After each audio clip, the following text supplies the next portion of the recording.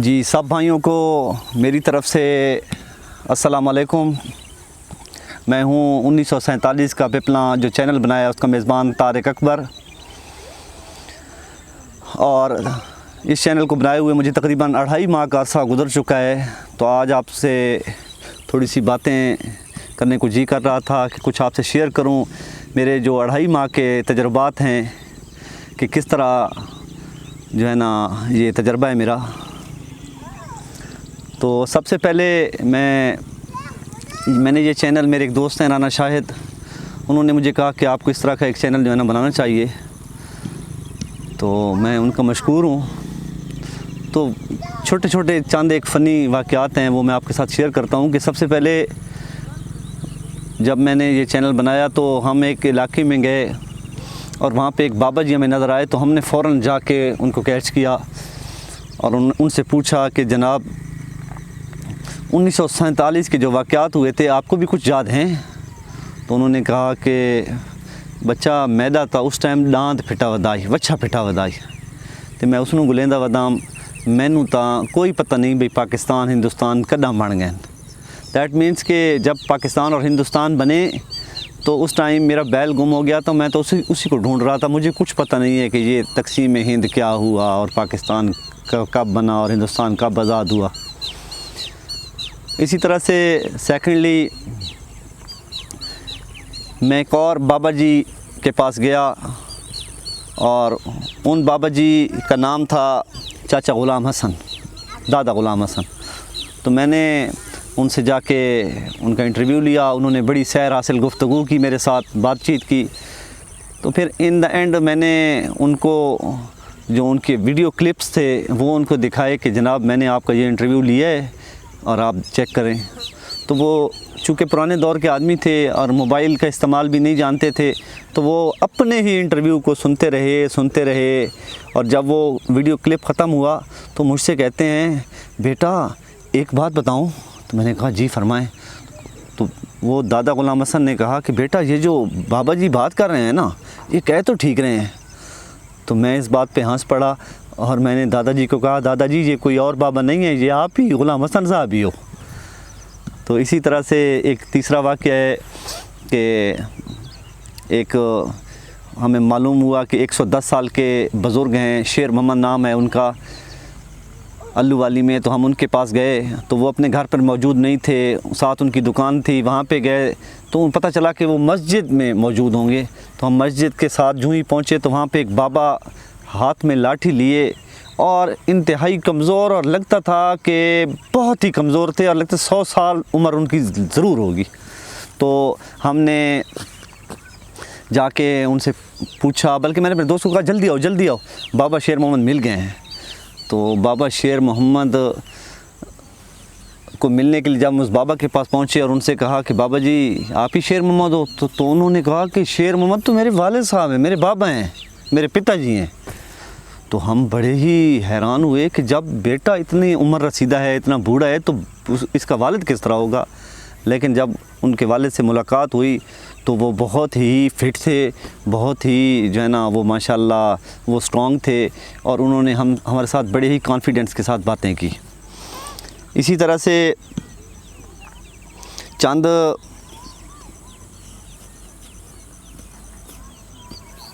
बातें जो हैं थोड़ी सी सीरियस भी हैं, वो भी मैं आपके साथ शेयर करना चाहूँगा कि इन बुज़ुर्गों को ढूंढना और फिर इन बुज़ुर्गों को कायल करना कि आप इंटरव्यू दें, हमें पुरानी बातें बताएं, तो ये हमारे लिए बहुत ही प्रॉब्लम होता है on the field, in the ground. क्योंकि अगर बाबा जी वो बुज़ुर्ग तैयार भी हो जाएं तो उनके घर वाले तैयार नहीं होते हैं। वो कहते हैं कि ये पता नहीं इसके पीछे इनका क्या जो है ना ये मकसद होगा। तो हम बड़ी ही तगदौ करते हैं, तो इसी तगदौ में हमें बहुत अच्छे लोग भी मिल जाते हैं। तो मैंने एक इंटरव्यू किया, राना खुर्शीद साहब हैं उनका, और वो उनका पीछे इलाका था इंडिया में झुंडला ज़िला करनाल। तो उन्होंने कहा कि 1977 में मैं अपने इलाका गया, इंडिया गया कि मैं अपनी जन्मभूमि को देखूं, अपनी जाए पैदाइश को देखूं। तो देवबंद नमाज़ जुमा के लिए गया। तो जो ही मैं जुमा पढ़ के बाहर आया तो एक हिंदू दुकानदार ने पीछे से मुझे सराइकी ज़बान में आवाज़ दी, ओ भाई लुकार आला, ओ भाई लुकार आला। मतलब क्या है कि ओ भाई शाल वाले मेरी बात सुनो। तो मैं पीछे मुड़ के गया, उसके पास पहुंचा तो उस हिंदू ने पूछा कि जनाब आप कहाँ से हो? तो मैंने कहा मैं पाकिस्तान से हूँ। तो उन्होंने कहा नहीं पाकिस्तान नहीं, पीछे आपका जो है ना इलाका कौन सा है, ज़िला कौन सा है? तो मैंने कहा मैं मियाँ वाली से हूँ और आगे मेरा शहर है पिपला। तो उन्होंने आगे बढ़कर मुझे गले लगा लिया और कहा कि मैं पिपला के साथ एक छोटा सा शहर है रोडी, वहाँ का रहने वाला हूँ, और आपके ये जो शॉल करने का स्टाइल है ऐसे, इससे मुझे पता चल गया कि ये ज़रूर मेरे इलाके का बंदा है। तो फिर बाबा जी बताते हैं कि उस मेरे हिंदू दोस्त ने मेरी काफ़ी खातिर मदारत की और काफ़ी टाइम मेरे साथ गुजारा और अपने इलाके के बारे में पूछते रहे। इसी तरह से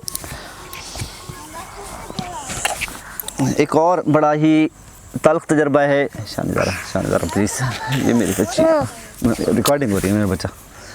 इसी तरह से एक और वाक़या है अब्दुल अज़ीज़ साहब का, कि जो 16 चक के रहने वाले हैं, और वो बताते हैं कि जब पार्टीशन हुई और वो अपने ख़ानदान के साथ वहाँ से चले तो बलवाइयों का और फसादात करने वालों का बड़ा ज़ोर था।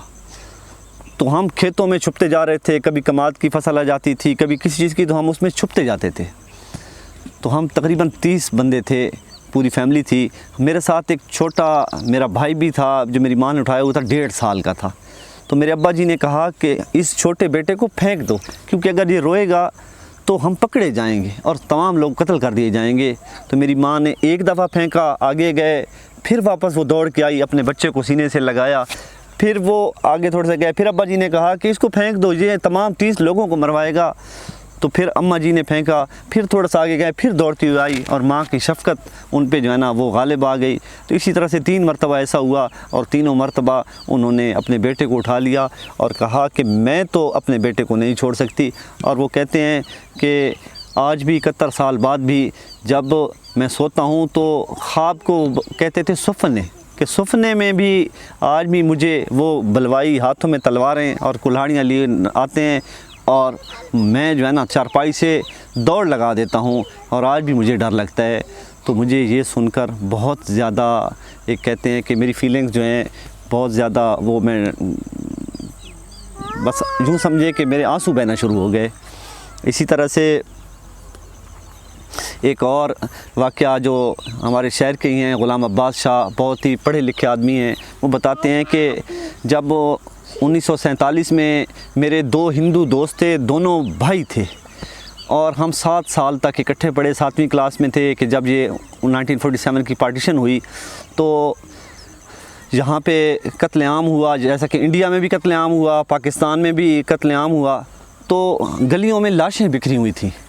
तो मैं तकरीबन मेरी 15 साल उम्र थी, मैं गलियों में लाशों को देखता जा रहा था और जब मैं एक लाश के करीब पहुंचा तो वो उल्टी पड़ी हुई थी। मैंने उसको सीधा किया तो वो मेरा दोस्त था और फिर मैं वहीं पे बैठ के रोने लग गया।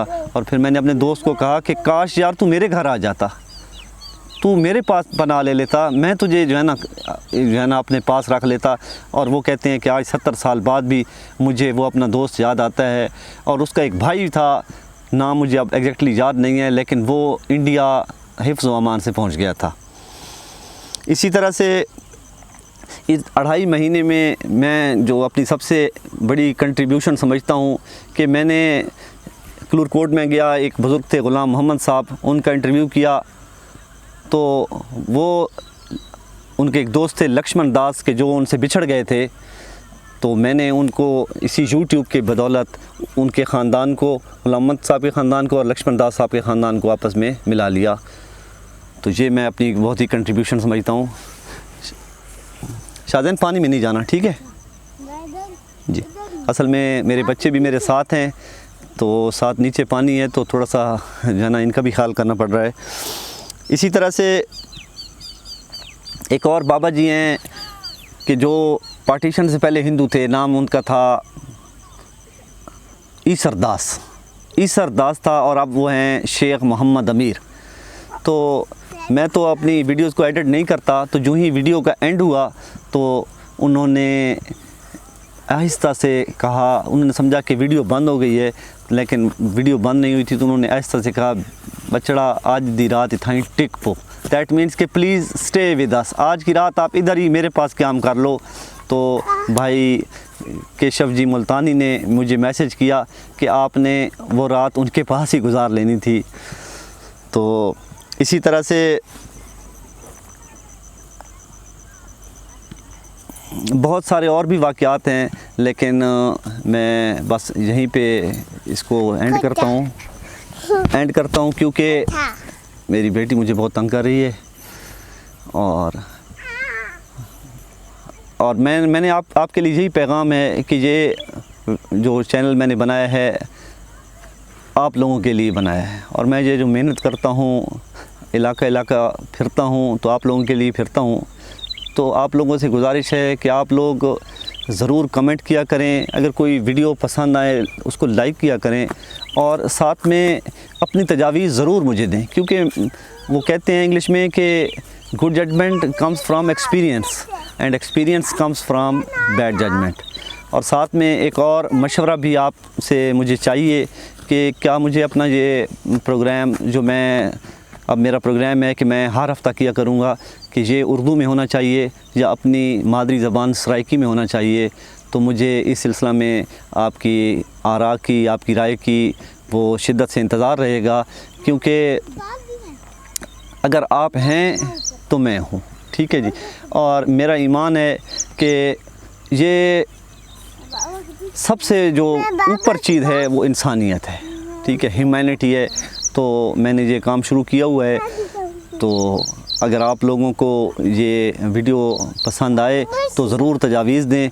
और मेरा प्रोग्राम यही है कि मैं दरिया सिंध के किनारे जहाँ पे आज मैं बैठा हुआ हूँ, और आपको मैं अभी व्यू भी दिखाता हूँ, ये मैं यहीं से प्रोग्राम किया करूँगा हफ़्ते में एक दिन। और आपके जो कमेंट्स हैं और आपकी जो आरा हैं वो मेरी सर आँखों पे मैं इंशाअल्लाह जो इंसानी बस में है, इंसानी ताकत में है, वो ज़रूर मैं पूरा करने की कोशिश करूँगा। और मेरी आप लोगों के लिए ढेर सारी नेक ख्वाहिशात हैं, और मैं हर टाइम ही अपने सब्सक्राइबर्स हैं या अपने देखने वाले हैं या जितने भी लोग हैं इस कुराए अर्ज़ पे, तमाम लोगों की खैरियत के लिए मैं दुआगो हूँ। और अल्लाह ताला, वो बाबा इशफ़ाक़ अहमद दुआ दिया करते थे कि अल्लाह ताला हमें आसानियाँ बांटने की तौफ़ीक़ अता फ़रमाए। तो बाकी अब आपसे मैं इजाज़त लूँगा। अल्लाह ताला हम सब का हामी व नासिर हो।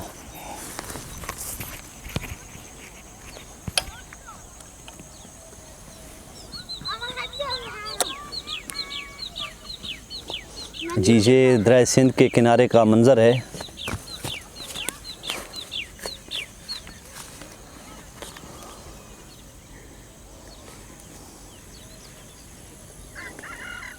और आप देख रहे होंगे कि ये पहाड़ों के पीछे ये मंज़र आप देख रहे हैं, कितना ज़बरदस्त व्यू है कि यहाँ पे बादल भी हैं और साथ में सूरज भी डूब रहा है। तो ये मेरा बहुत ही खूबसूरत इलाका है, ज़िला मियांवाली का शहर है पिपला। तो ये मैं आज वहीं से ये वीडियो बना रहा हूँ,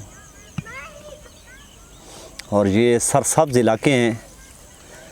और अल्लाह ताला इसी तरह से दुनिया के हर मुल्क के हर इलाके को इसी तरह से सरसब्ज़ रखे, इसी तरह से शादाब रखे।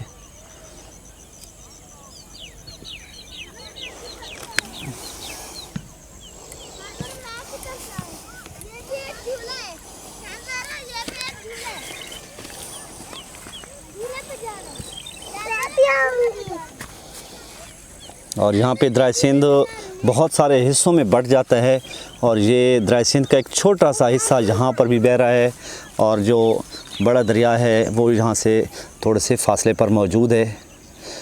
तो आप लोगों की कमेंट्स का मुझे बेताबी से इंतज़ार रहेगा।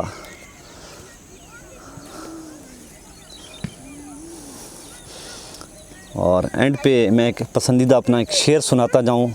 आशना दर्द से होना था किसी तौर हमें, आशना दर्द से होना था किसी तौर हमें, तू न मिलता किसी और से बिछड़े होते। अल्लाह हाफ़िज़।